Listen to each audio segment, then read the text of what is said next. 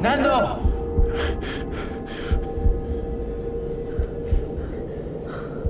Wake up! He's opening his eyes. Nando.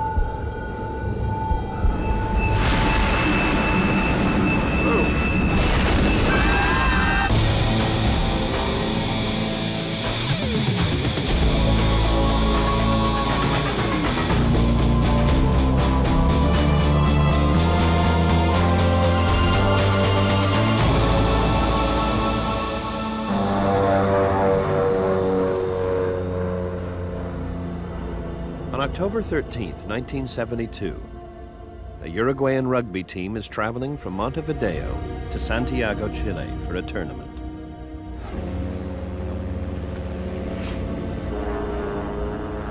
The plane hits turbulence. The pilots stray off course.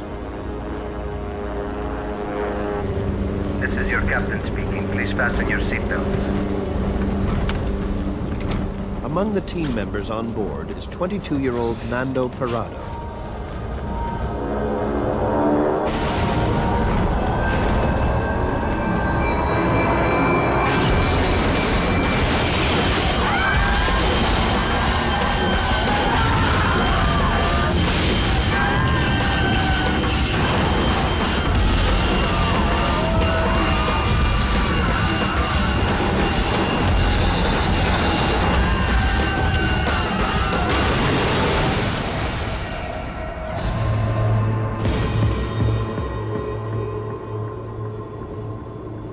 Thirty-two of 45 passengers and crew survived the crash.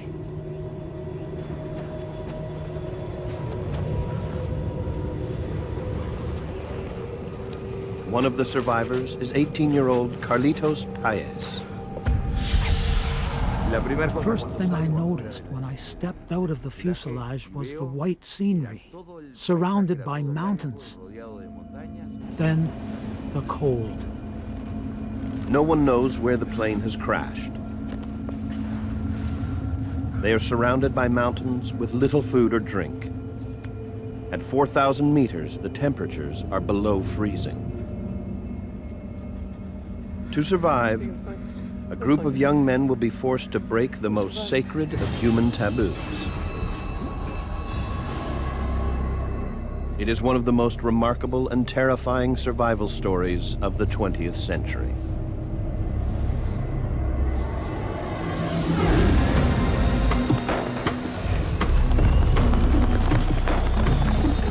When the plane does not arrive in Santiago, the Chilean Air Force launches a search and rescue mission. Jorge Massa is the joint commander of the rescue operation. Initially, an investigation into a crash should be based on a flight path.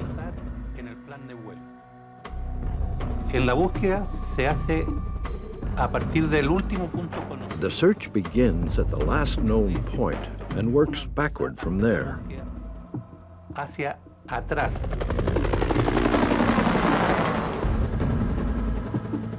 The Chilean Air Force searches along the scheduled flight path, but finds nothing.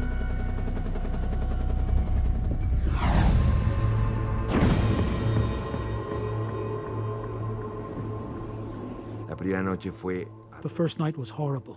People screaming, people dying, the cold, very brutal cold. For many of us, it was the first time we had seen a dead person. By the following day, 4 more people have died. Among the dead is co-pilot Dante Laguirara. There are now 28 passengers still alive.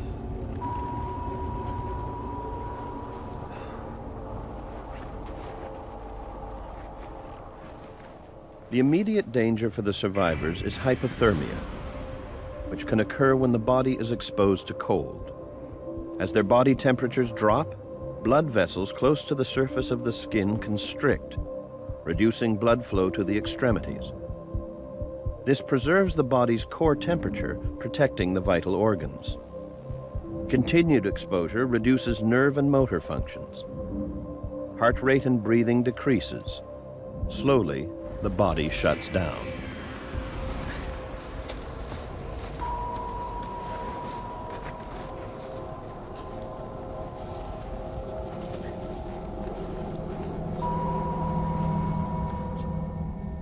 To stay alive, the survivors huddled together inside the plane's fuselage, sharing their body heat.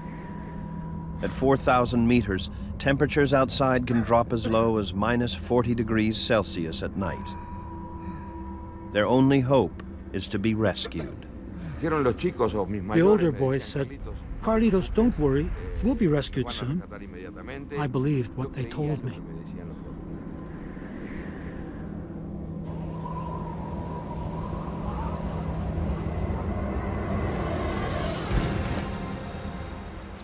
Carlitos' father is the first family member to arrive at the rescue headquarters in Chile.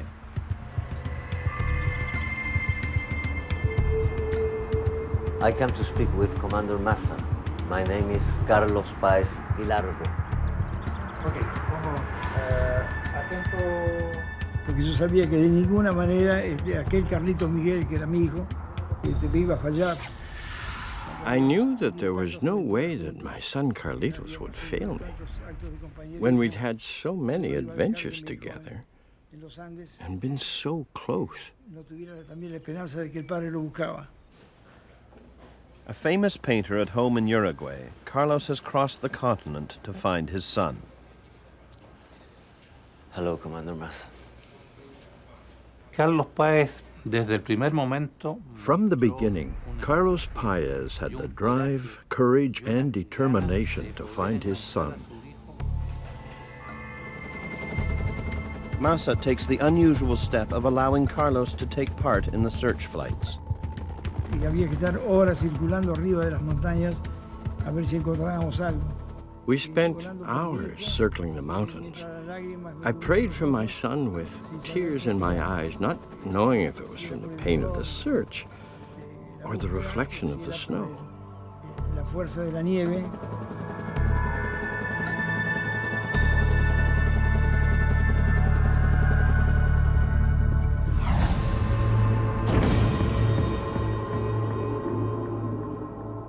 After 3 days on the mountain, the survivors grow weak from hunger. They ration 8 chocolate bars, some candy and dried fruit, a packet of salted crackers, and 3 small jars of jam amongst 28 passengers.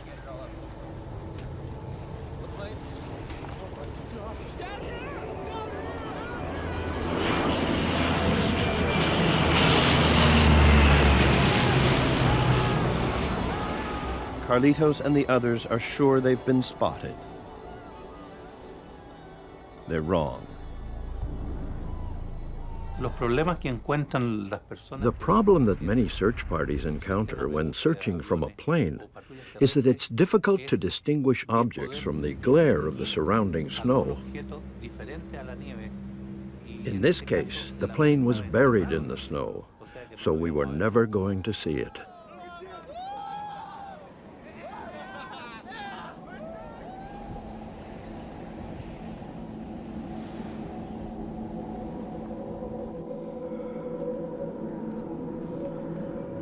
Nando Parado has been unconscious with a broken skull since the crash. But on the 3rd day, he wakes up. Where's my mom? On board the doomed flight was Nando's mother and younger sister, Susie. Nando's teammate, 19-year-old Roberto Canessa, breaks the news. Nando, I'm so sorry. Roberto tells Nando that his mother died in the crash and that her body is buried outside with the others. He implores Nando to stay calm so that he may help his sister Susie, who is alive but badly injured. Susie! Susie! Susie! Susie era mi hermana menor. Susie was my younger sister. We always got along very well.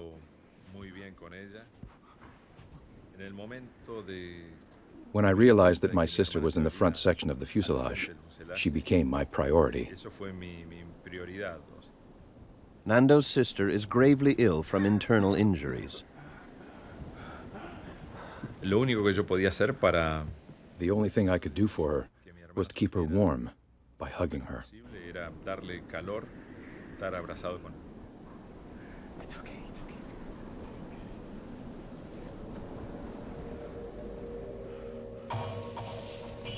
The boys scavenge through the wreckage of the plane, searching for anything that may help keep them alive.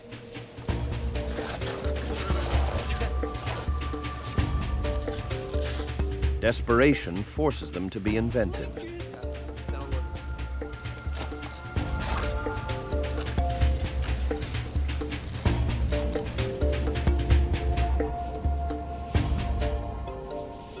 The survivors use seats, debris, and suitcases to build a protective wall against the savage cold.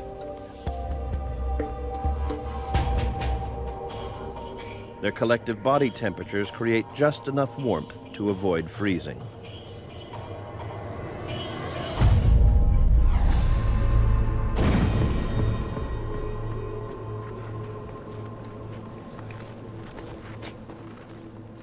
Although surrounded by snow, Nando and the others suffer from dehydration. La sed. The thirst at that altitude is exactly the same as the one you can feel in the middle of the desert, in the Sahara. You dehydrate a lot faster than at sea level. Dehydration happens when a person's breathing rate increases. To get sufficient oxygen from the thin atmosphere, Nando must breathe more quickly, which expends more moisture than normal.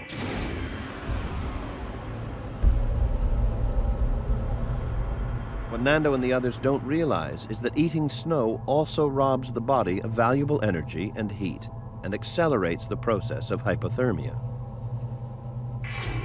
Ingesting snow rapidly cools the mouth, and when it's swallowed, the cold water lowers the body's temperature.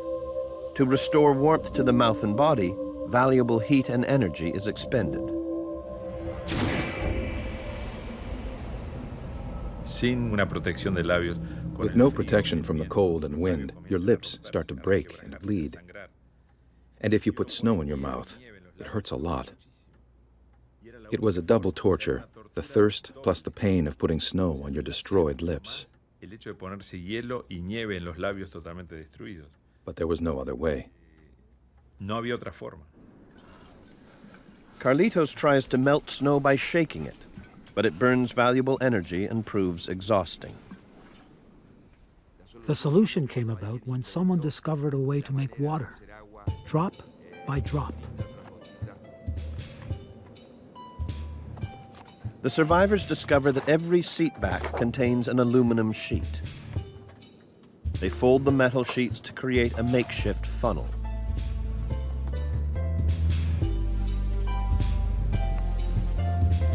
Una hoja de aluminio. You put a thin layer of snow on the aluminum sheet, and the sun melted that layer into a tin can. And once that can was filled, we'd all take turns taking a sip of water.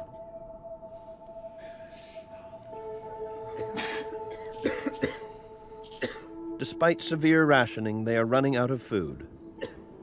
Starvation is making everyone weak.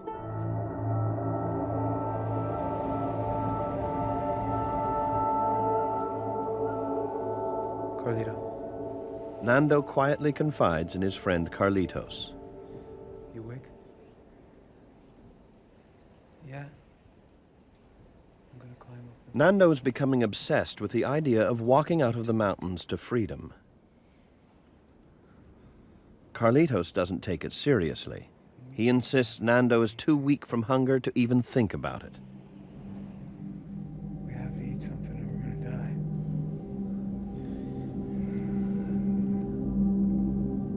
Carlito.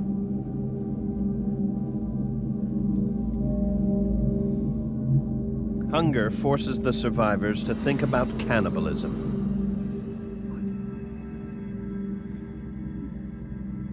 Now some even dare to mention it out loud. But the idea is still so alien, so forbidden, that nobody is yet prepared to act upon it. God help us all. I've been thinking the same thing.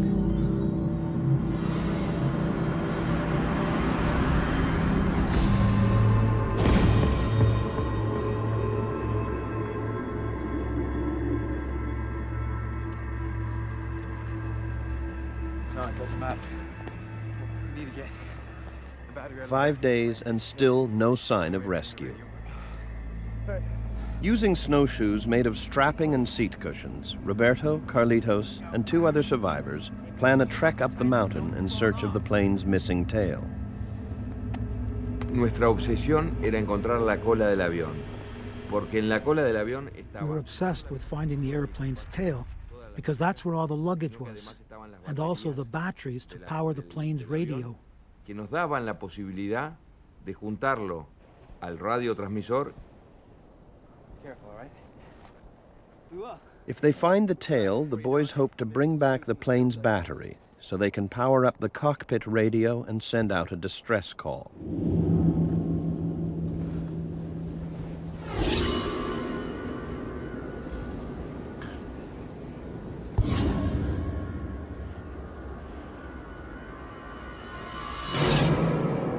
Meanwhile, Nando studies a map from the cockpit, trying to find his escape route out of the mountains.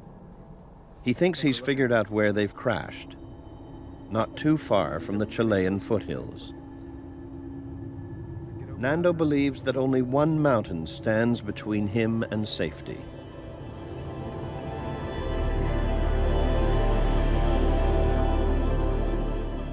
We thought we were very close to Chile. Chile was to the west, and if we climbed that mountain, we would be saved.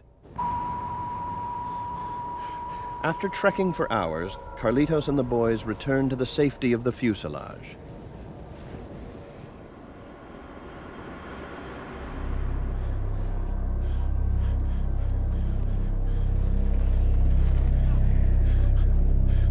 They were unable to find the tail section of the plane. Todo era en contra nuestra. Everything was against us. We were walking in snow waist deep, struggling because of the lack of oxygen and because we were so weak. And the cold, unimaginable. Human beings cannot imagine how unbearable it was. The boys are frozen, exhausted, and defeated.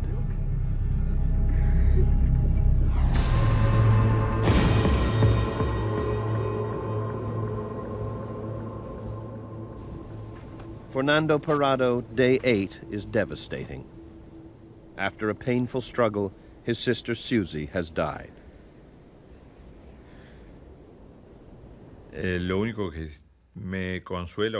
only thing that comforted me was that she died peacefully in my arms, and she wasn't alone. After my sister died, I felt a change, a very important change. There was an inner voice that was instinct or heart or will, I don't know how to describe it, that told me I have to go on. You have to move forward. You cannot cry. You can't destroy yourself morally or emotionally. You have to fight to survive. Sino que tenés que luchar para sobrevivir.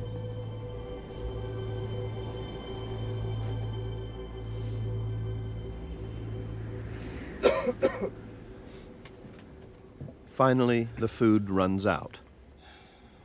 The last thing I ate was a peanut covered in chocolate. I made it last for 3 days. The survivors are slowly starving to death. Since the crash, Nando's body tapped into the limited energy reserves stored in his liver. To keep him alive, his body begins to feed off itself by breaking down fat deposits and muscle tissue into protein and energy. As his fat and muscle tissues are depleted, his body will become increasingly weak. Vital organs such as kidneys, lungs, and heart will eventually fail. Unless Nando can find a new source of protein and energy, he and the rest of the survivors will die. Nosotros probamos todo lo que podíamos We comer. tried everything that we could possibly eat. Pieces of leather, pieces of shoes, pieces of wood, even hair gel, but there was nothing.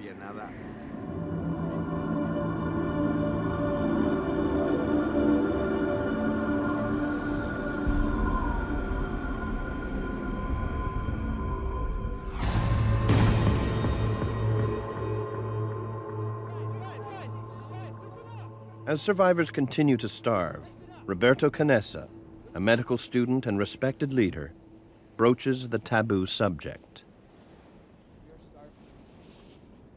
Roberto's message is blunt and urgent. Starvation is killing them all.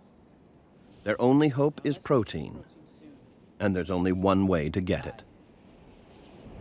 And the only protein here is in the bodies of our friends. If you want to see your families again, then this is what we must For some of the survivors, the idea is too repulsive to consider. Others resist the idea on moral grounds. Nando argues that the victims' souls have left their bodies. He reasons that consuming their remains in order to survive will mean they haven't died in vain. Roberto Canessa was very important because he was a medical student, and he said, if we want to survive, we have to do it. And you have to be in that place, at that moment, in that position, with that fear, that feeling of abandonment, to understand that decision.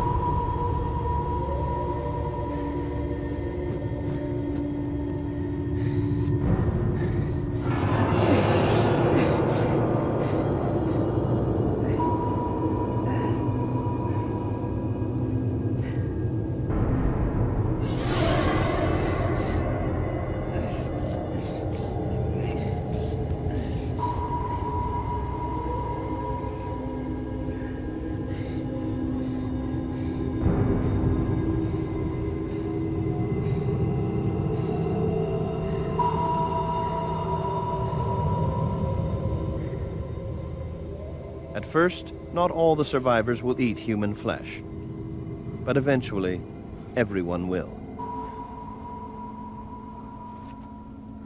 The flesh they eat provides enough protein to keep them alive.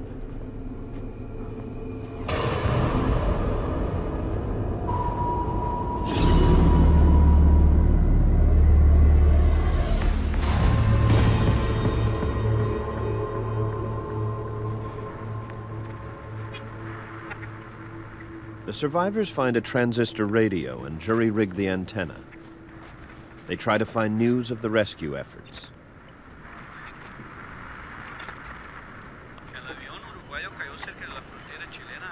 They are stunned to hear that they've been given up for dead. The search has been called off.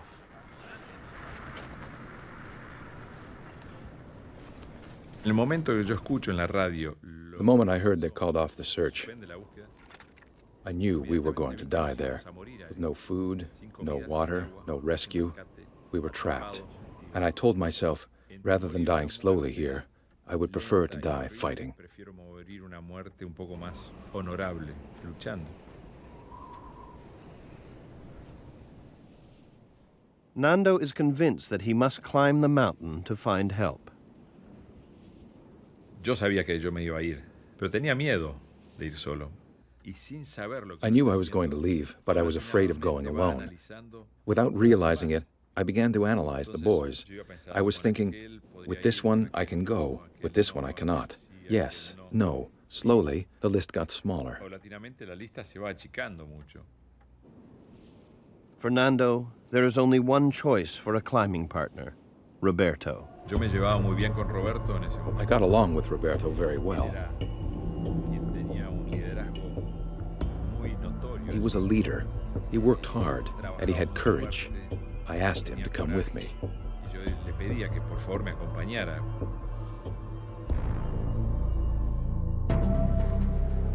The official search has been called off, but Carlos Paez refuses to give up his personal quest to find his son Carlitos. He travels from village to village, asking anyone he meets if they have seen signs of a plane crash. Señor. Ah, ¿cuántos kilómetros son? Ya. 1,5 kilómetros, me dijo. Claro, hay una baja grande que hay ahí y toma para la derecha. Cuando guste, señor. Muchas gracias. His search makes him a legend in the region. Hasta el punto que se corrió un poco. And that's when we started hearing, there goes that crazy old man who's still looking for his son that's lost in the mountains.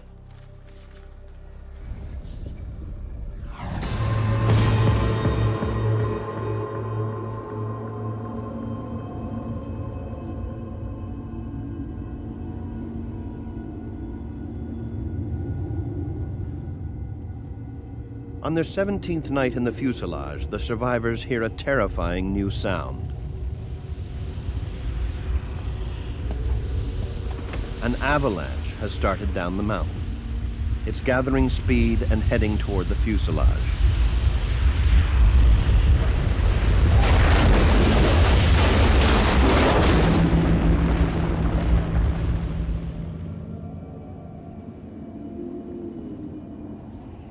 The avalanche buries most of the 27 survivors, including Nando Parrado. I felt like I had 1,000 tons of concrete on my chest. I couldn't breathe anymore.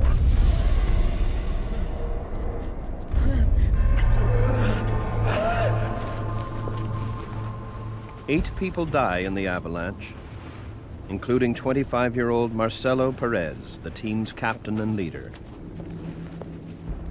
For the 19 remaining survivors, morale is at an all-time low. The avalanche was an important part of the story, more than you can think. The mountain was definitely trying to kill us one by one, and this increased my desire to leave as quickly as possible.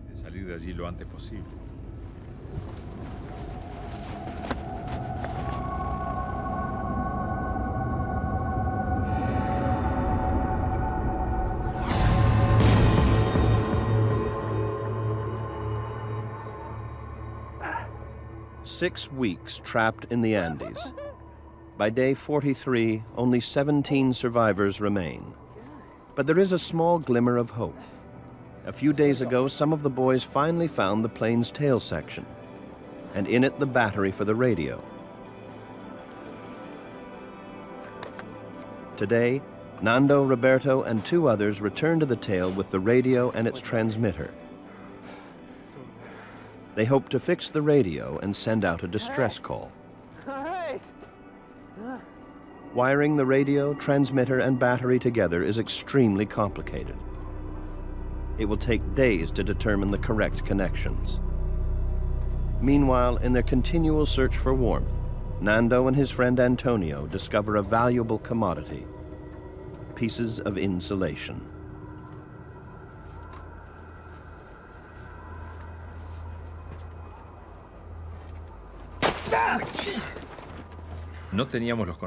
We didn't have the knowledge, the capacity, the gear.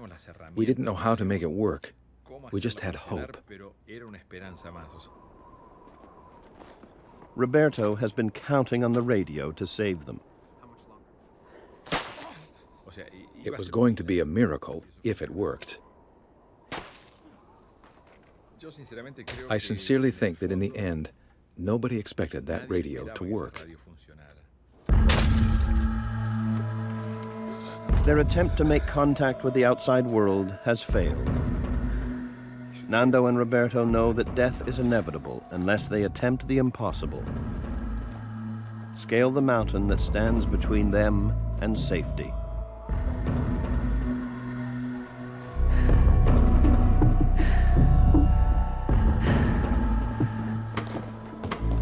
We're out farther.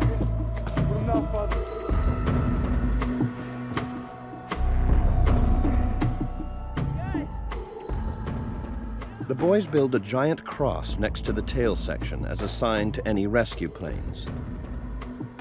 It's November 28th. They have been trapped on the mountain for 47 days. Nando plans his escape. I had chosen December 12th to leave, because if you do not choose a date, you stay and stay. I told Roberto we have to leave, because if we wait too long, we will become too weak to escape from here.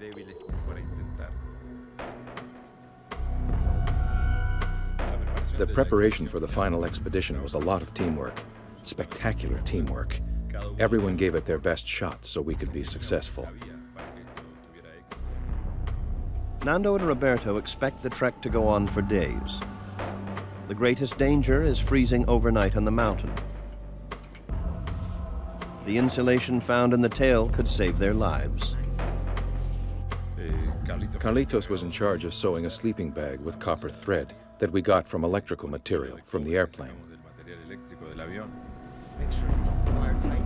Keep the stitch close together. They used the glare shield from the cockpit to make sunglasses for Nando and Roberto to protect them from snow blindness. To carry the supply of human flesh and water they will need, clothes are converted into knapsacks. Some gave their best clothes so that we could fight the cold. Everybody knew that this was the last chapter in our story. The expedition would prevail, or it was death for all of us.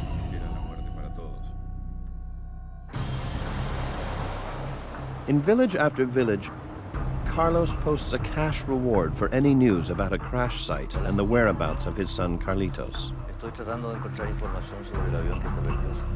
¿Se los pasan a su papá?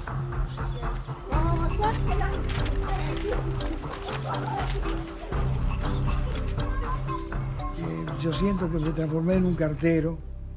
I felt like a postman, bringing news from place to place. I knew that the more people that were worried about the lost plane, the sooner we would find it. Ese avión perdido, y más pronto lo íbamos a encontrar.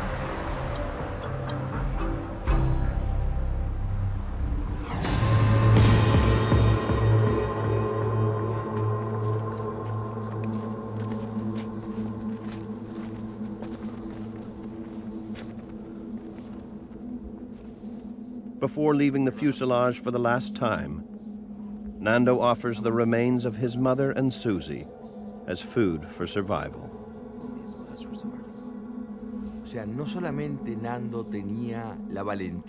Not only did Nando have the courage to climb the biggest mountain in the world, he had the courage and nobility to authorize us to feed from the most sacred thing he had, his mother and sister.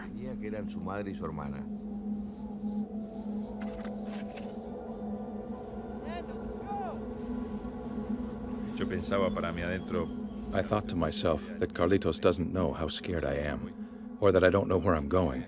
I don't have the slightest idea, and I said, look, this could be very difficult, and we may not return.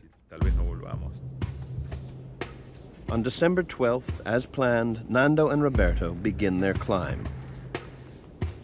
They are joined by 19-year-old Antonio Vicentin.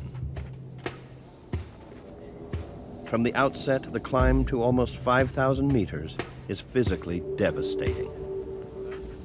What I remember most while we were climbing was my breath, how I had to breathe before I moved another step. Nando and the others are feeling the effects of high altitude. The air is much thinner.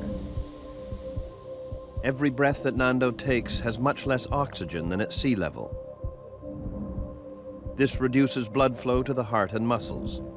Eventually, the restricted blood flow can cause brain fluids to leak inside the skull. The brain begins to swell. If left untreated, the results can be fatal. Symptoms include fatigue, headaches, nausea, vomiting, and loss of muscle control and coordination.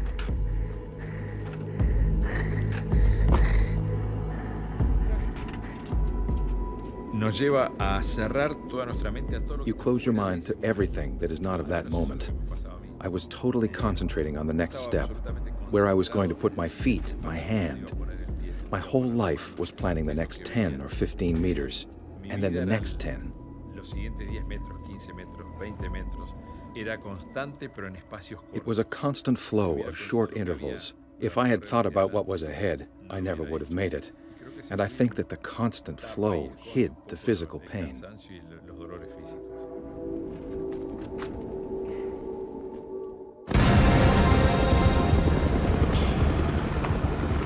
It's been weeks since the official Chilean rescue mission was called off. But the victims' families put pressure on the government in Uruguay to send up a special surveillance plane. High over the mountains, the plane's camera records an unmistakably human sign. A cross. The photos are developed at the Chilean Air Force Base. Jorge Massa and Carlos Paez examine the photos.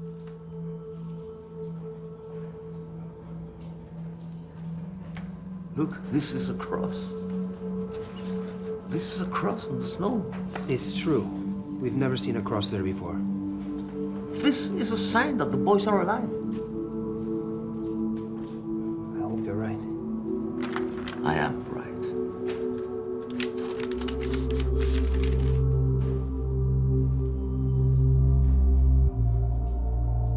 But the next day, Commander Massa receives some new and disappointing information about the origin of the cross. De informaciones que recibimos de Argentina. After speaking to officials in Argentina, we discovered that, unfortunately, the cross was actually made of instruments used to measure snow levels that would tell us how much water to expect in the summer. The cross in the photos is not the one the boys have built. Once again, the rescue mission is called off.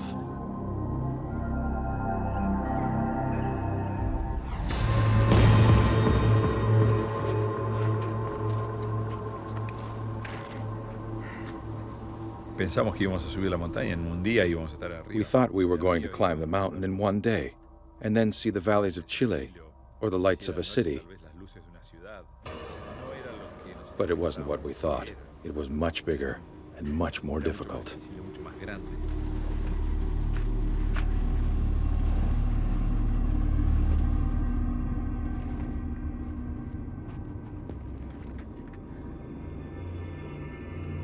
Go for this. We'll see the foothills. For 2 months, Nando and Roberto have believed that if they can only get over the mountain, they will descend into the green valleys of the Chilean foothills.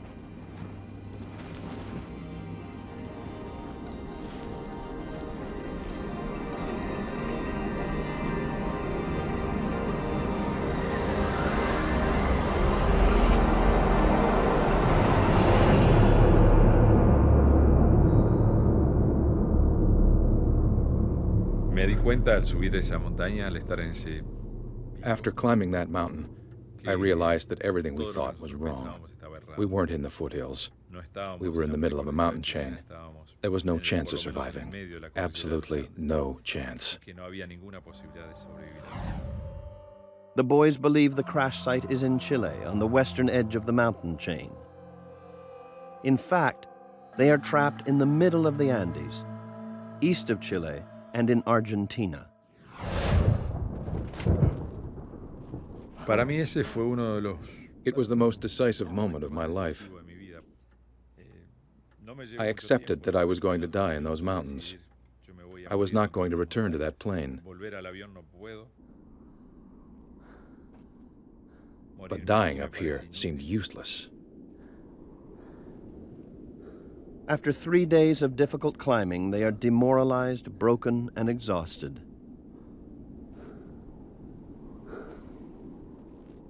But Nando and Roberto resolve to forge on. They have already sent Antonio back to the fuselage. This allows them to add his third of the food rations to their own. Now they must make their way down the mountain into the icy valley.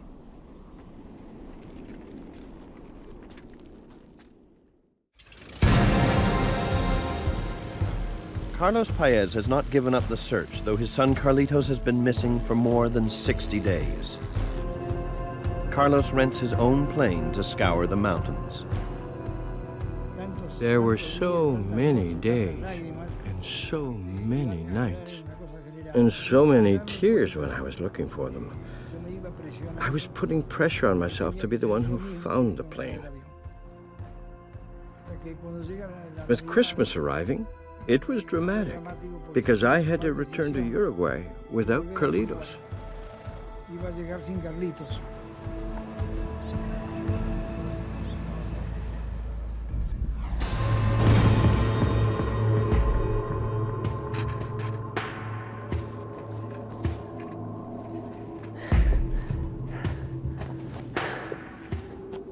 Nando and Roberto have been walking for days.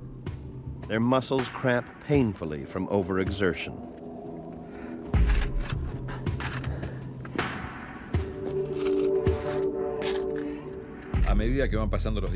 As the days went by, we started to feel weaker, mentally and physically.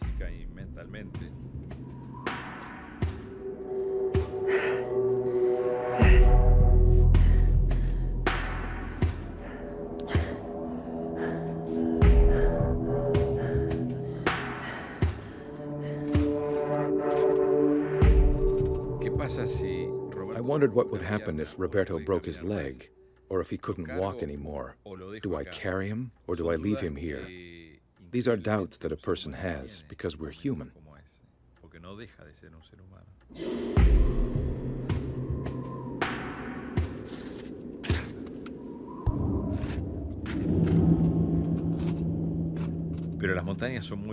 The mountains are beautiful.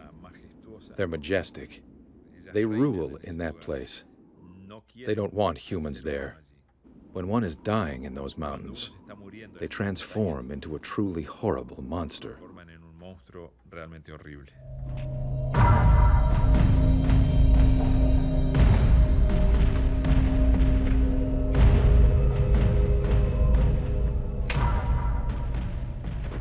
Seven days into their long trek, Nando and Roberto are barely able to continue.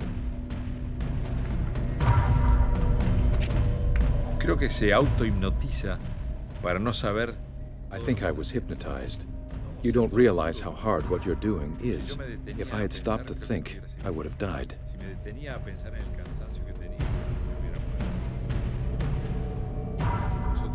We were approaching our limit, a physical limit. It was a real low. There wasn't much life left in us.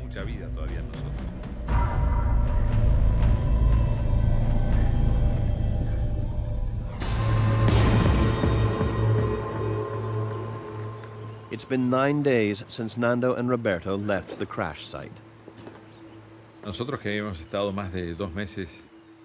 We had been living in a black and white world because of the snow and rocks.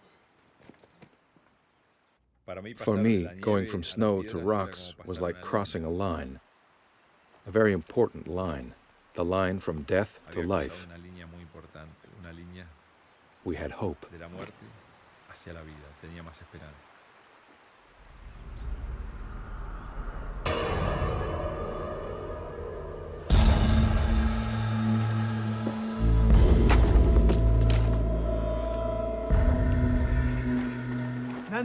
A few hours later, the first real proof that they have returned to the land of the living.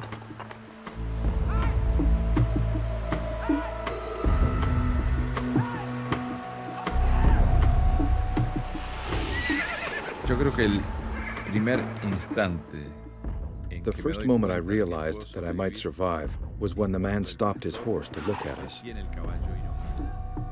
And I said, "This is the first contact with civilization. He will save us."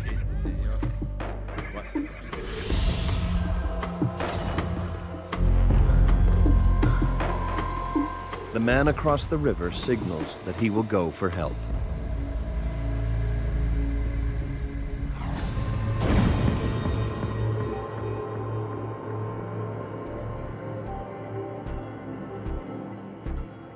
The next day, a group of horsemen carry Nando and Roberto to a local village.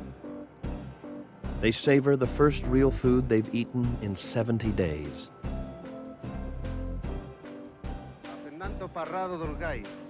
Word spreads of 2 plane crash survivors who have walked away from death. The story grows even more incredible when the boys reveal that 14 other survivors are waiting to be rescued back at the crash site.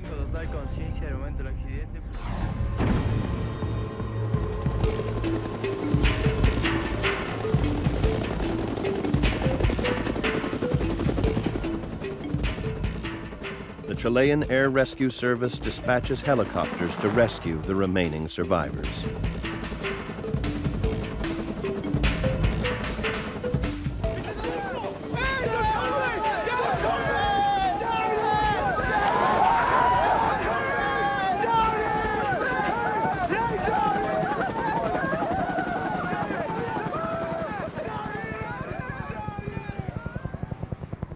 On December 22nd, a Christmas surprise for those who survived 72 days in the Andes. Susie!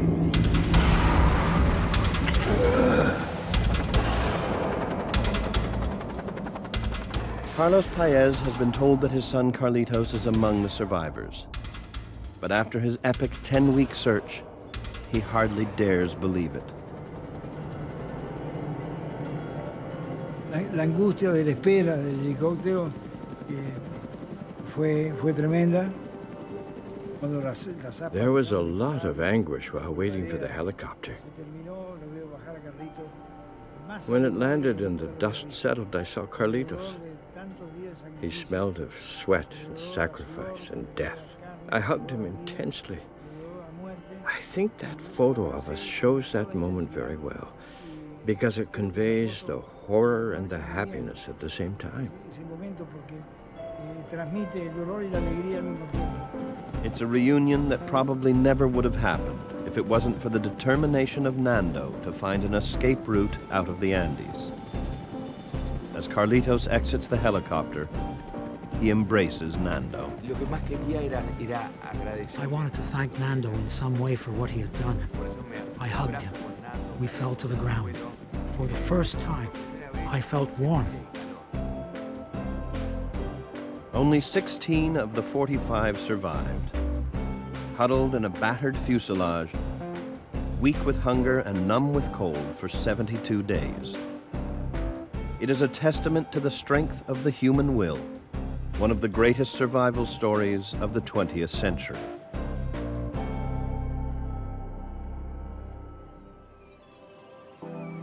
Carlitos Paez lives in Uruguay near his father.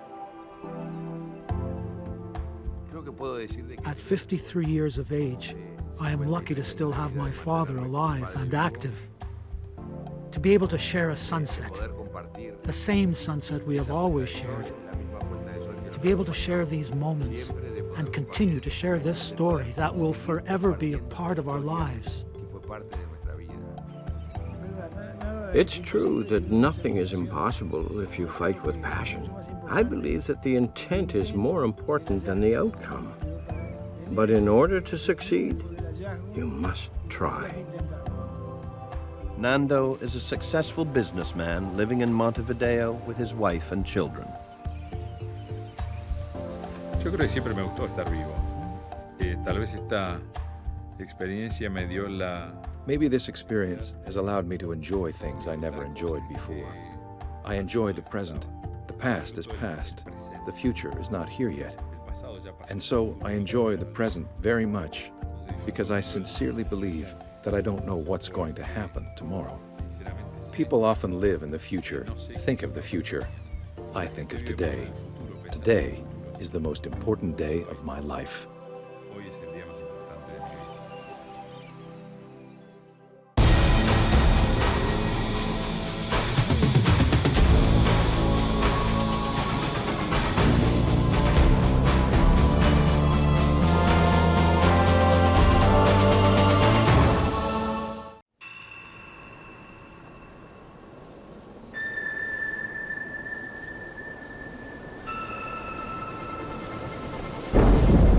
hurricane descends.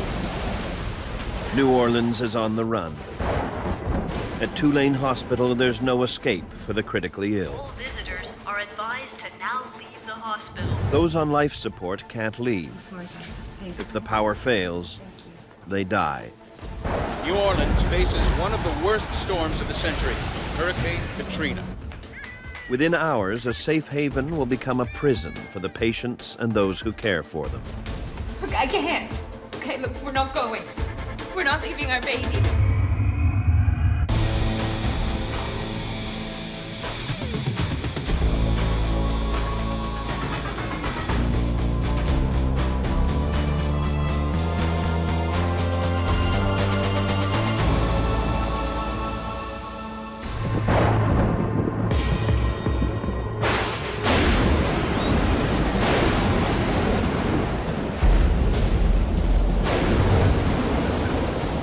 Hurricane Katrina rages across Louisiana.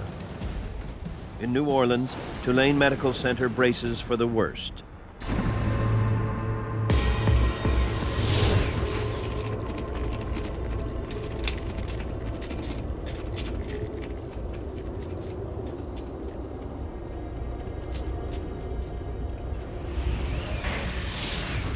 Dr. Bob Asciutto is on call, staying overnight at Tulane. He's jolted awake by the sound of breaking windows. I went to my door to open it, and it was pulled out of my hand. I felt this force pulling me towards a window that was now broken. I could see the air currents going out the window, along with a fair number of debris that was in the laboratory. Several colleagues struggle to pull him to safety. The hurricane knocks out the city's power. Hospital emergency generators kick in.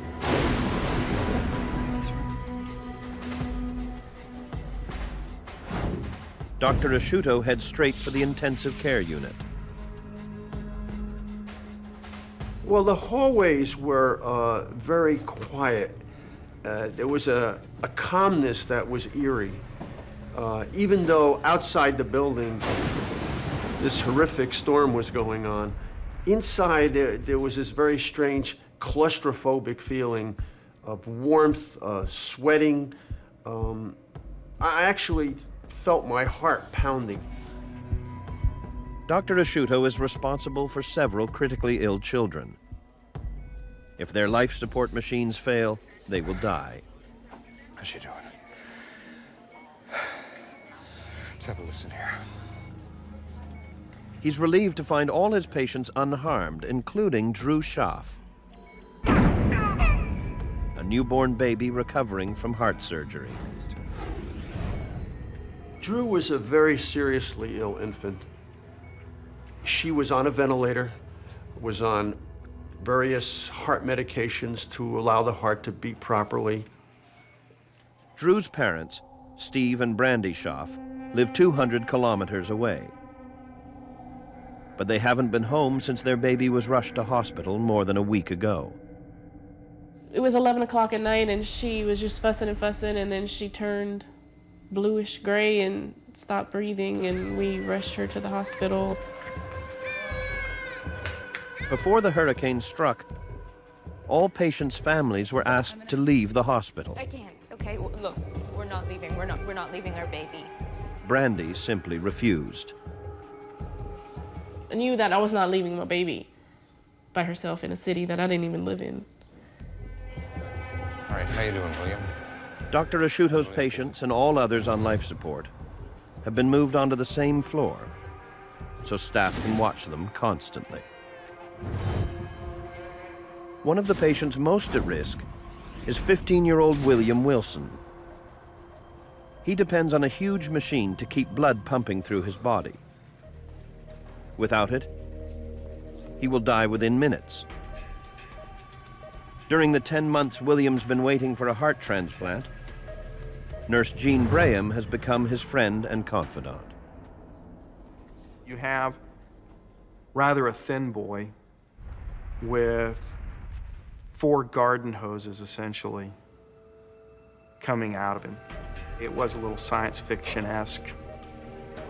Hey, Gene, looks like we both get a workout.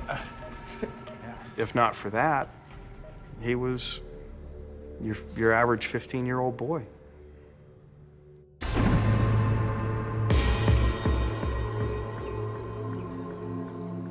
In the light of day, an eerie calm engulfs New Orleans.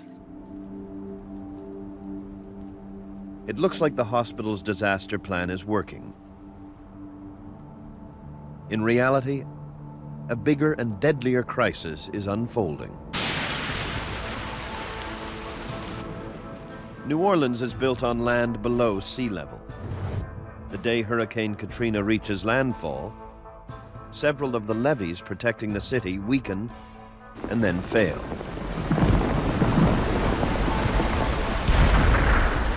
By evening, the flood has closed in on Tulane Hospital. Water seeps into the building and floods the ground floor.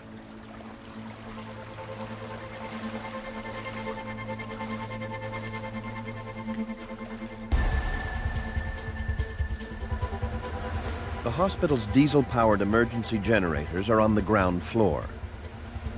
Mo, it seems as though I'm losing diesel fuel. I can't lose generators 4 and 5. The floodwaters are rising by 1/3 of a meter an hour. At this rate, the generators will be swamped by morning. The hospital's emergency command center is unable to get a response from city authorities.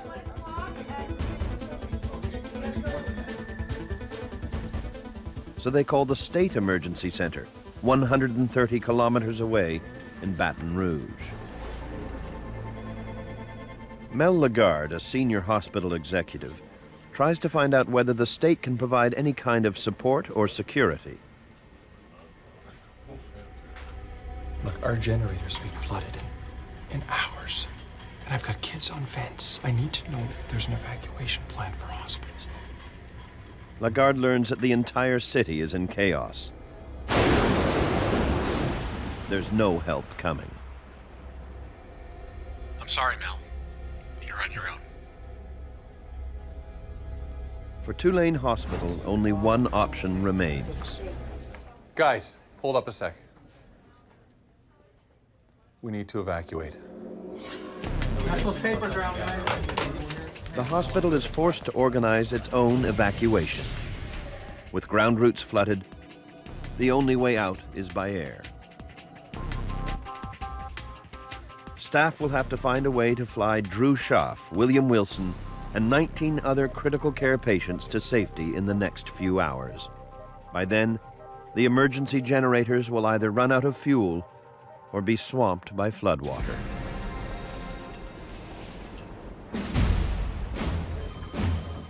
The best bet is Acadian Ambulance Services, more than 200 kilometers away in Lafayette. Look, I've got 13 neonatals, 4 PICUs, and 4 adults on vents. Acadian's dispatcher alerts the company's flight paramedic, Mark Creswell. Within the hour, Creswell is loading his helicopter with supplies. It was just something that was a sixth sense that said, bring plenty of clothes, bring a couple of $100 worth of food, bring several $100 in cash, and anything else you think you're gonna need for a week, and that's what I did. But the winds are swirling in 60-kilometer gusts, enough to damage the aircraft upon landing. Even for a veteran pilot, it's just too dangerous to fly. We knew our primary mission that morning was to evacuate babies. I knew I had to have my A game on.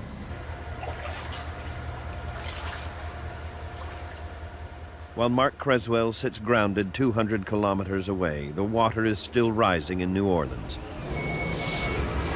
creeping ever closer to the emergency generators on the ground floor of Tulane Hospital.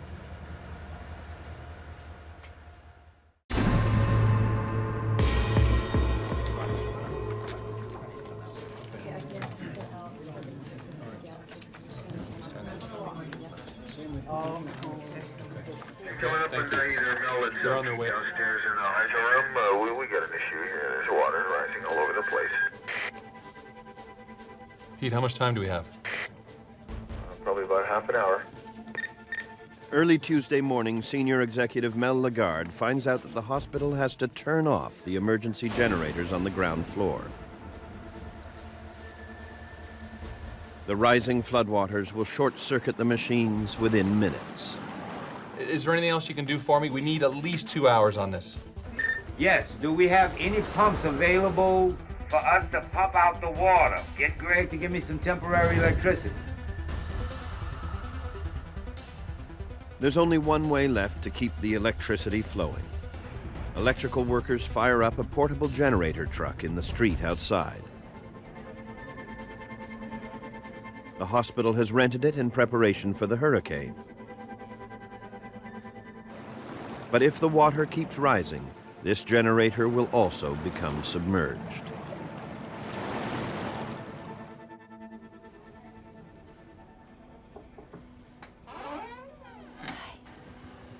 A nurse wakes baby Drew's parents in the middle of the night. Steve, the hospital's flooding. We're evacuating, but I need you. More alarming news for Steve and Brandy Schaff. Okay? Attention all staff, code yellow. Attention all staff, code yellow. The hospital plans to evacuate their baby without them. We didn't know they were evacuating at all. And she's like, they're gonna ship Drew out soon. Y'all need to come tell her bye. And I mean, I flew. I had pajamas on and didn't brush my teeth. I just ran down there. Where are they taking my baby? They don't know yet. I was in shock. I mean, I ran down there and I was like, wait, explain this to me. It's not easy to escape New Orleans.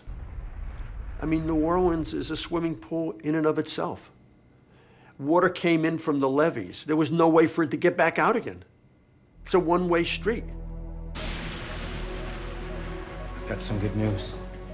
We're flying out in a chopper, and they are super cool. Are you coming with me? Of course. Nurse Jean Braham tells William about the evacuation. He tries not to alarm his young patient. William's evacuation will be exceptionally challenging. He'll need a specially equipped helicopter with medical equipment and a generator on board. The chopper must be large and powerful enough to accommodate William's 227-kilogram life support machine. William Wilson was on a so-called biventricular assist device. That means it's a device that pumps blood from the pumping chamber on the right side, circulates it to the left side as it's oxygenated, and then to the body. A tube comes out of the right side of his heart into the machine. A tube goes to the main vessel, carrying blood to the body. So his heart is non-functional. His heart simply serves as a reservoir to collect blood for this machine.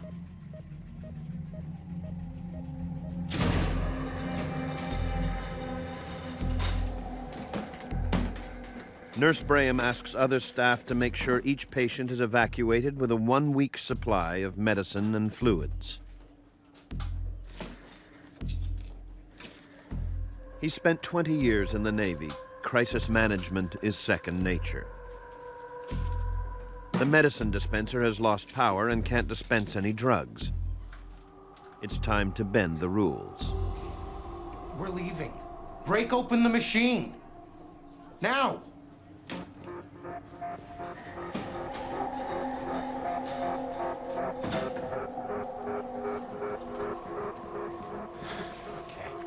All right.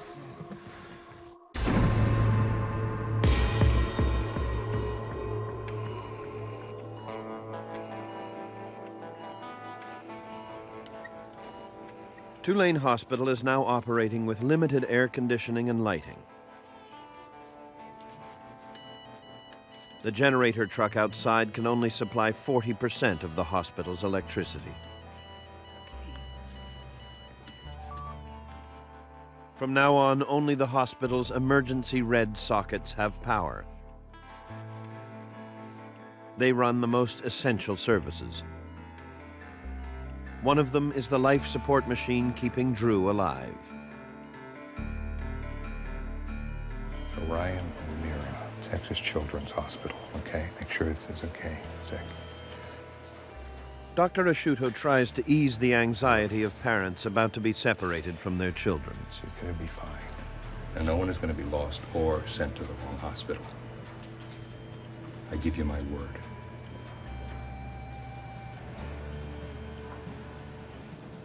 The staff come up with a system to make sure that every patient is accounted for once the crisis is over. The nurses improvise using simple but effective methods. They realized that they were in control of the lives of these patients, and they had to do things not only urgently, but they had to use creativity to accomplish their goal. The goal was to get the patient out of the hospital, and they used their imagination to the fullest. When Drew was being prepared for transport, one of the nurses came and she had her camera and she took a picture of all three of us and gave it to us so we could have it to take with us.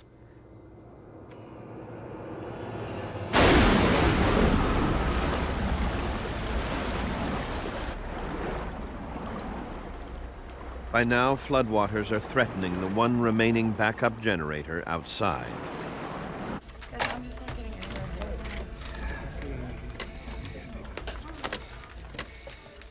Dr. Asciutto and Tulane staff have been on the phone for hours, calling hospitals outside New Orleans. They're trying to find places for the critical care patients. Drew Schaff, S-C-H-A-A-F. She's post-op for an aortic obstruction. This kid is really sick. We have to get her out of here now.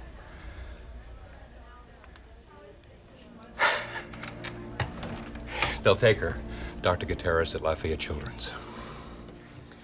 Asciutto finally finds a place for Drew at a hospital in her hometown of Lafayette.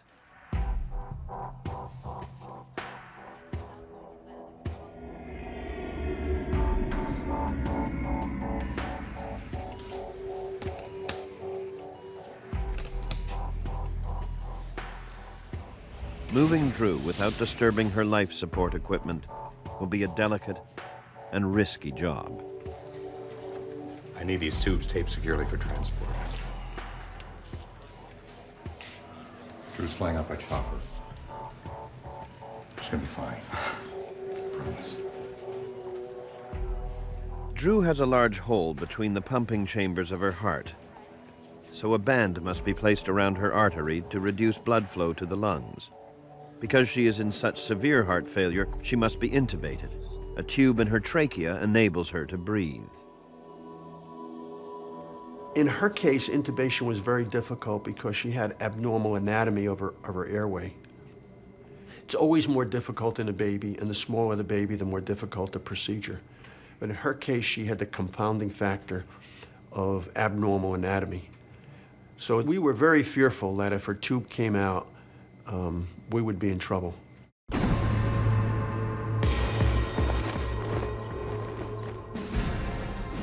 In Lafayette, the wind has died down. 3 hours after paramedic Mark Creswell got the call, his air ambulance heads for Tulane Hospital. He's borrowed a critical piece of equipment from a local hospital. He'll need it to evacuate Drew Schaff.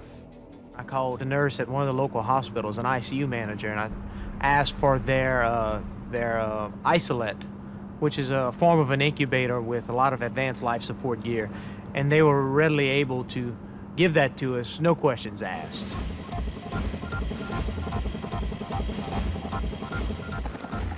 Creswell flies over New Orleans just after dawn.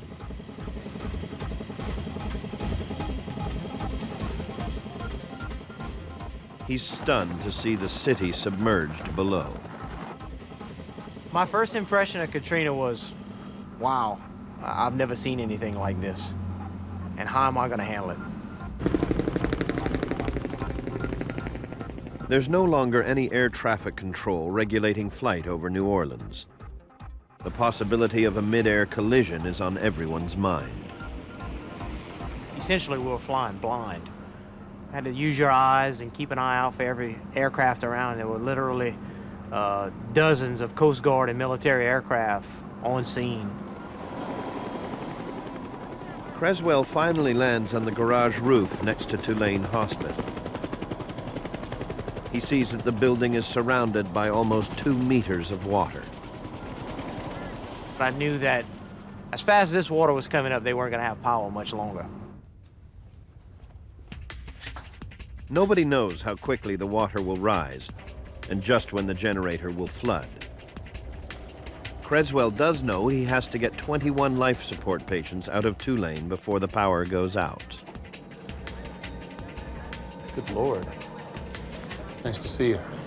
Everyone had looked like they had been through a terrorist incident. Their eyes were big.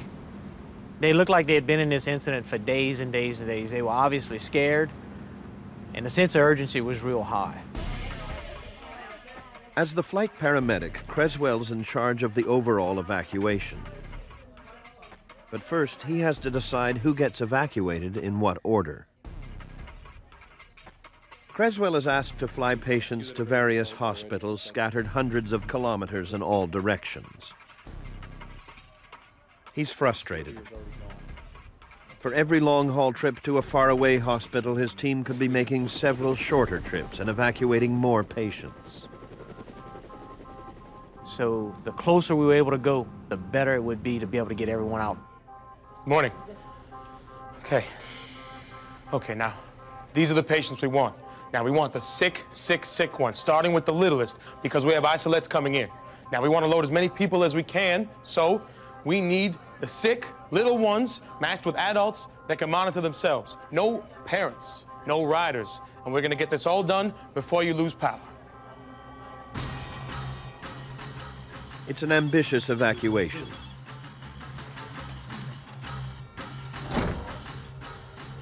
Creswell will have to juggle an enormous amount of information. Who's the sickest? What does each patient weigh? Which rescue helicopter is equipped to carry them?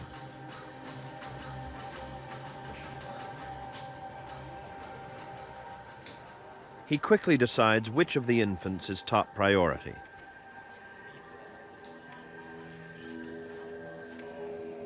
She's first. He's picked Drew Schaff. She was a very sick kid. I didn't know all the details, but I knew she was sick. You could see a big, huge surgical scar down her chest, lots of IV tubings on her, lots of bandages, and I knew that she was a priority, and this was the first kid we needed to get out. We needed to get her out now. Staff prepare to move Drew from her hospital bed into the special portable incubator. She was awake for the first time since her surgery, and so I was like, great, she's starting to wake up, and they're gonna put her in a little incubator in a helicopter and send her back. Moving Drew is complicated and risky. If her breathing tube is accidentally knocked out during transport, she will die within 5 to 10 minutes. A respiratory specialist ensures that the tube is perfectly placed in her tiny trachea to minimize movement. Drew's heart also depends on life-saving medicine. After the transfer to the incubator,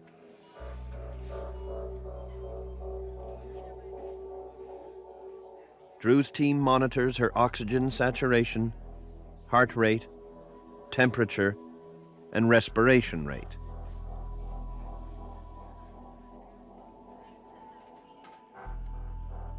They watch closely to make sure her skin color stays healthy. The slightest tinge of blue means immediate intervention. I absolutely remember those last few minutes before they took her. It was hard. I mean, I was a mess. I was crying. I said, look, we're gonna get through this. We gotta get ourselves together. Let's help out however we can. Just get your mind off it. Know your baby girl is gonna be fine, and we're gonna get you out of here. And so she held up really well. After 5 minutes, Drew is considered stable. Now she can be transported to the helicopter.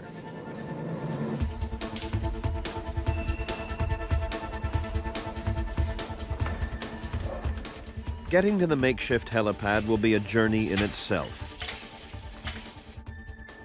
Drew will have to be transported from the hospital's 4th floor down to the 2nd floor. Here, the rescuers will enter an elevated walkway that links the hospital to the parking garage next door. Then up another 6 floors to the garage roof. The elevator is the smoothest way to carry Drew down 2 floors.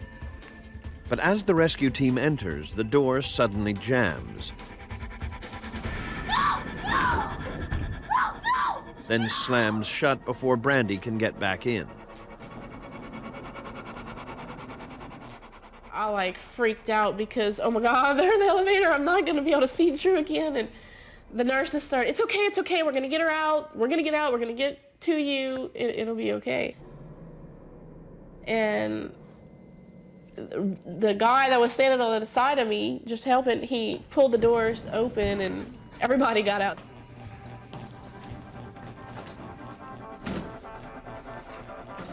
They decide it's too risky to use the elevator.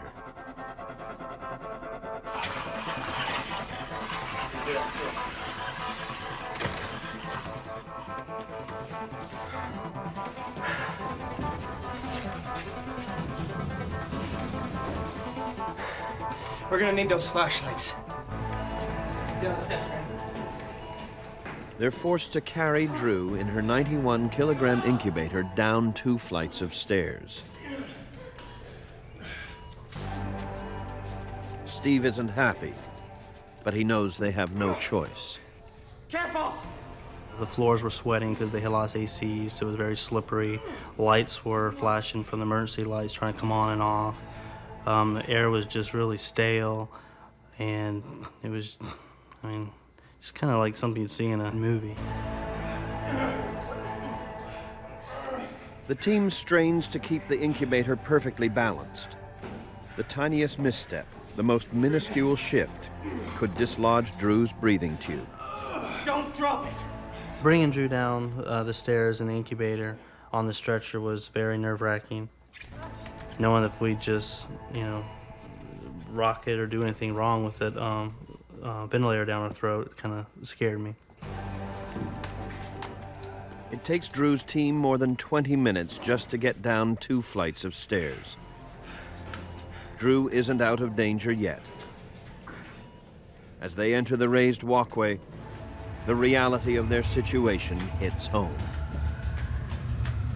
When I came downstairs and we were walking across and I saw the water in the street, what really got my attention was the generators that were sitting outside, and the water was coming up to the bottom of the generators that are parked on 18-wheeler trailers. And I knew and Drew wasn't the only person on a ventilator at that time, and if they would lose electricity, I was kind of getting scared.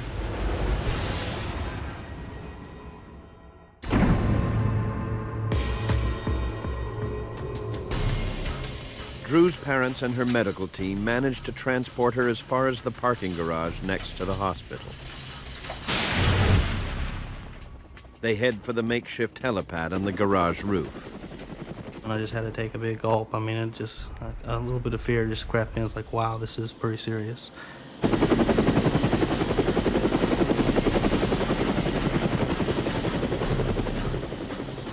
It takes them almost an hour to get Drew from her hospital bed to the waiting helicopter.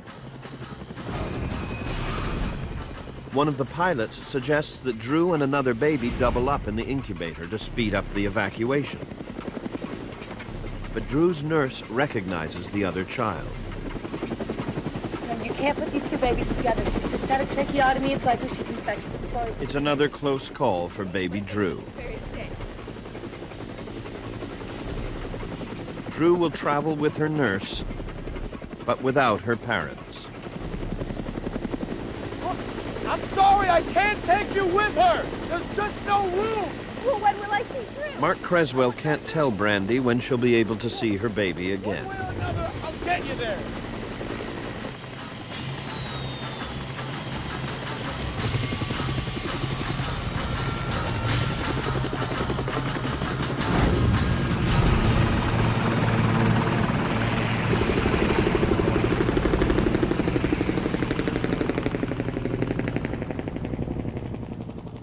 was gut-wrenching.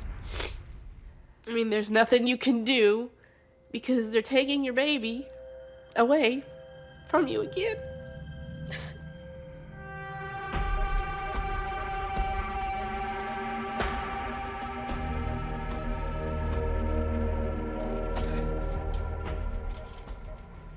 "15-year-old William Wilson is still trapped at Tulane. Staff are trying to find a way to evacuate him along with his 227-kilogram life support machine. So far, they've not been able to find a big enough helicopter.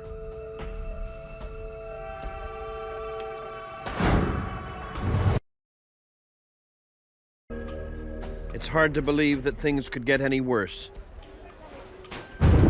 But now the hospital is battling more than Mother Nature.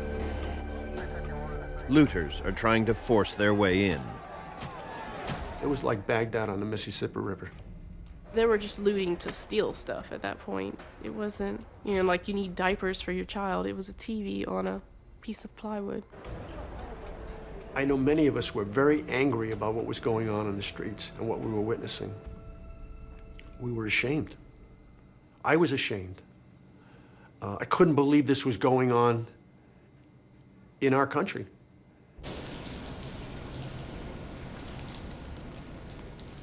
Outsiders are trying to sneak in through the parking garage. Police rush to keep them out.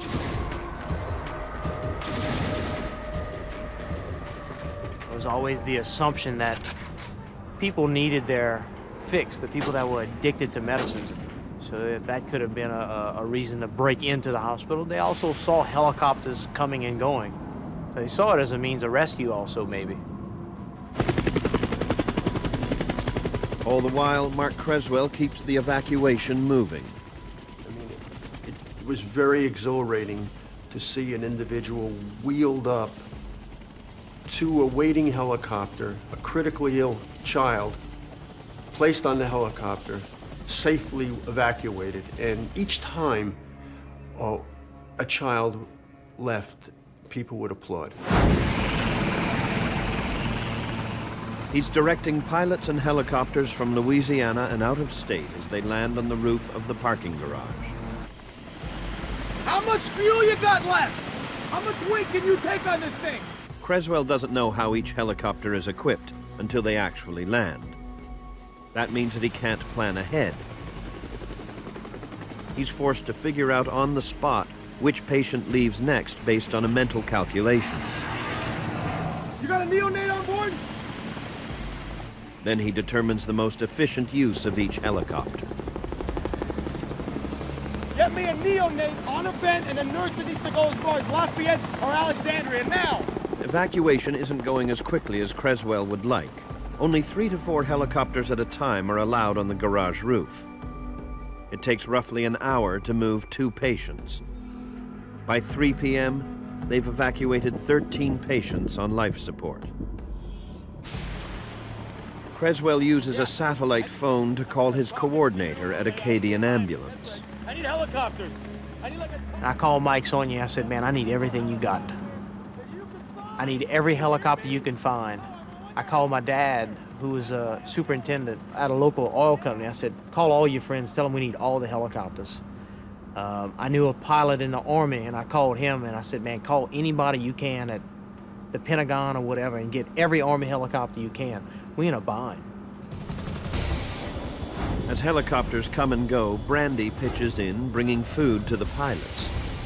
Part of Creswell's strategy to keep stranded parents calm. We put them to work making ham sandwiches, and I kept their daughter that was 200 miles away off of their mind. They had a sense of purpose there. They weren't sitting around twiddling their thumbs. I'm quite sure it passed the time for them. It kept our minds off of it for a few minutes.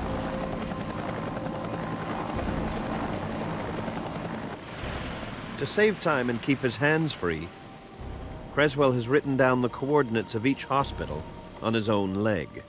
And it just stayed there. It was like a permanent reference card.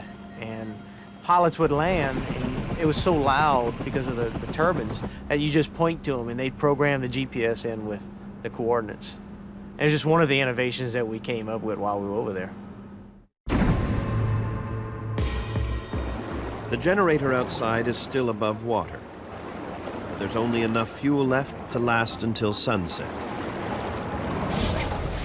For the past 8 hours, Mark Creswell has been trying to find a way to reunite Brandy with her daughter. He flags down an empty supply helicopter that's not allowed to carry patients. The pilot says he's not supposed to have other people on board, but Creswell refuses to take no for an answer. Mark Creswell was like, look, can you take these people? And he was like, I don't think I can, you know, I might get in trouble. And there comes a time when you gotta throw the rule book out the window. Creswell persuades the pilot to bend the rules and delivers on his promise to reunite Brandy and Steve with their baby. he had the heart to just say, okay, these people really need to get to their baby and I'm gonna find a way. So thank you to Mark Creswell.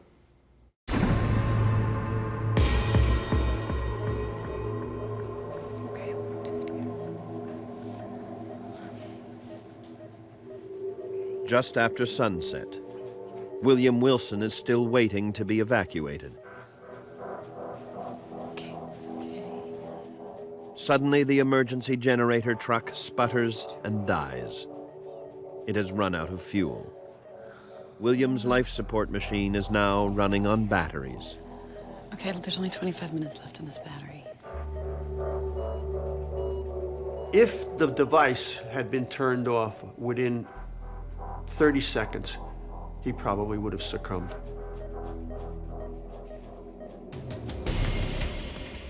Hospital staff have brought a portable gas generator to the patio outside the neonatal ward. The cable is run into the room and quickly hooked up to William's machine before its batteries run out. But even this last-ditch maneuver is a temporary measure. Hospital volunteers think of a way to produce a few more precious liters of fuel for the generator. In the garage, they siphon it out of the car's gas tanks.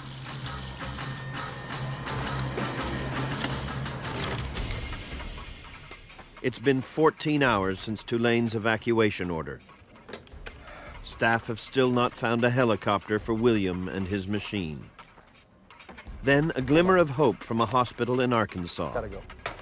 Thanks for They have a chopper, and it's big enough. It's also equipped to transport a critically ill patient. It can evacuate William from Tulane Hospital.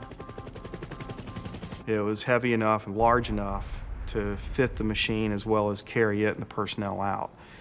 The machine weighs 500 pounds. So that's kind of odd, hooked to a boy that weighs barely 125 pounds. Just after dark, there are rumors of a new threat. Across the city, reports of random gunfire aimed at helicopters. This was a real problem. Several helicopters arrived, turned around, and left because of it. At this point, many people became very, very upset. Mel, we have gunfire up here on the roof. We can't keep asking pilots to fly in here, Mel. Mel Lagarde, in consultation with his staff and the pilots, makes a critical decision. Okay, guys. I'm suspending all the flights until daylight, okay? We just can't risk it. We can't let anybody out. But William's portable generator won't last until morning. So the hospital will have to make an exception and get him out tonight. Don't forget, you promised me a ride in a chopper. But evacuating William tonight depends on whether the pilot from Arkansas is willing to risk his own life. We had learned that the FAA had, quote-unquote, shut down the airspace. And we made a call to Arkansas, and I spoke to their chief pilot, and he said, pilot's well experienced, he's gonna fly in. Midnight approaches. Hospital staff hear the sound of a lone helicopter.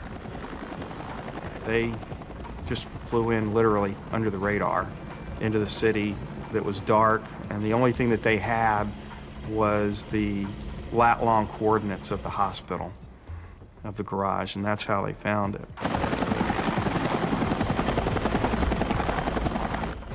As the helicopter gets closer, more spur-of-the-moment ingenuity.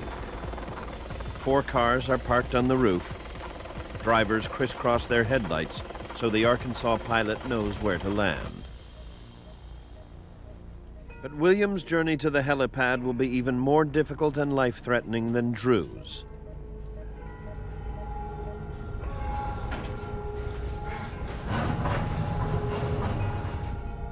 First, a spare version of William's life assist machine must be carried to the helicopter so that it can keep William alive during the flight. My first thought, it can't be much harder than a refrigerator, right? Refrigerator's big, it's heavy. This machine's not as big, but it's very heavy. We got a dolly. We began to try and move it down the stairs, and it wasn't working. We nearly lost the machine.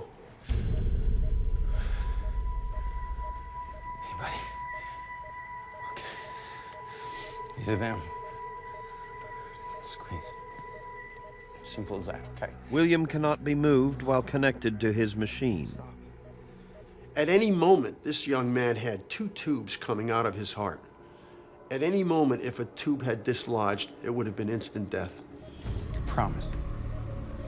So Nurse Braham will have to hand pump William's heart while he's wheeled over to the helipad. He will literally be taking William's life into his own hands. Okay. 1, 2, 3. The 1, 2, 3 disconnect moment was one of the scariest moments of my life.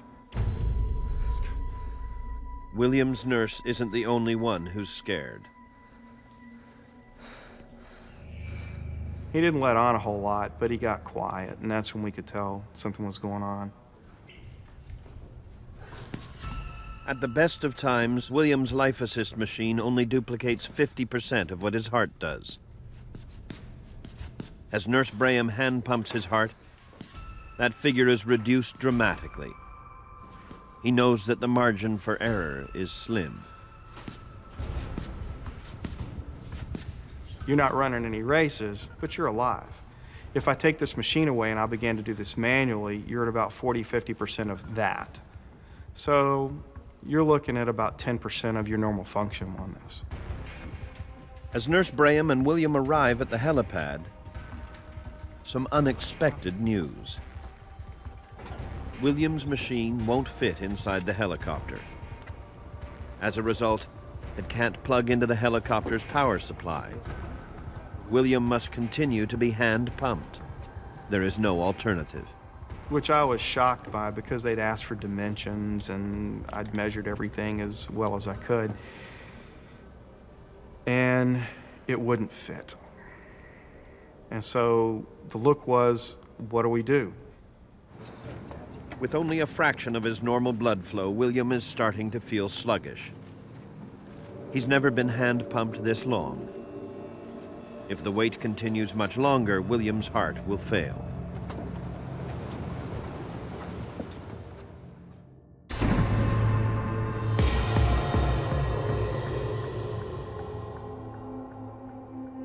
His caregivers have seconds to make a decision. What do we do? Do we continue on hand pumping, or do we try and fix this somehow? Do we shove it in? Nurse Braham knows that staying at Tulane is not an option. It's time for some split-second ingenuity. And then one of the paramedics, again, looked on the bottom, said, hey, these wheels come off. The removal of the wheels is just enough to allow William's life assist machine to fit snugly in the helicopter. We slid the machine in, plugged it up, started the engines, off we went. It is after midnight before William and Nurse Braham can fly out. But at last, they're on their way to safety. It was a tremendous relief for me for the doors to close, the engines to spool up, and to feel the aircraft lift off.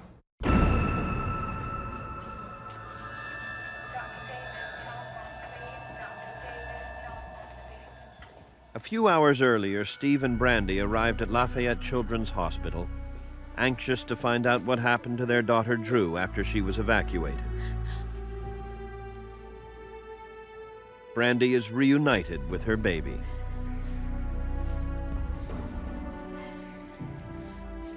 We got into the PICU and, you know, of course started crying again, and, you know, she's here, she's safe, thank God. At Tulane Hospital, staff are exhausted but ecstatic. 21 of their critical care patients have been evacuated. Not a single patient died. These were critically ill patients. A patient that was on a heart-lung machine that in 30 seconds would not have survived if something was disconnected. A patient who left the hospital with his chest open. A patient that was on a ventilator and was critically ill. Several patients that were on ventilators and critically ill. Every one of those patients not only survived, but did well. After waiting 10 months for a new heart in New Orleans, William finally received one a month after he arrived in Houston. William is doing very well now.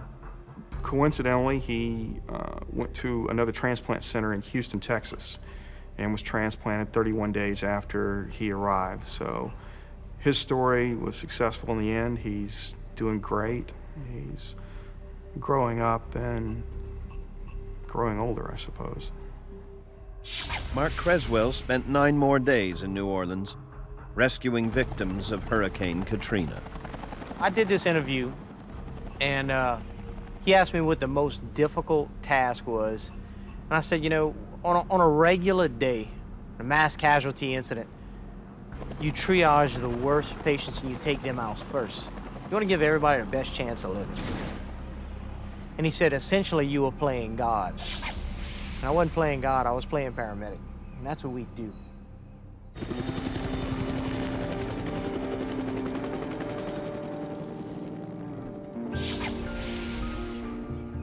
Drew Schaff successfully went through several more operations and is now a healthy, vibrant little girl.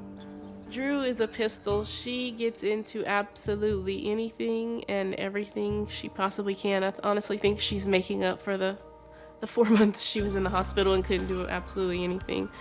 She's a mess, but she's great.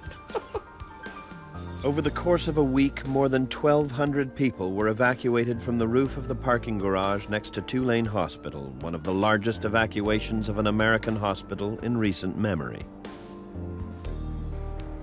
6 months after Drew Schaff and William Wilson were flown to safety, the hospital reopened.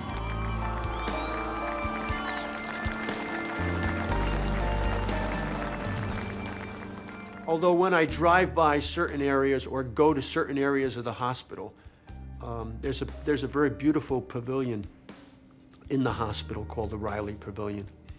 And I cannot walk past that area and not look down and think about what I saw during Katrina. The water, the debris, and it's just shocking. It's something that just will never go away.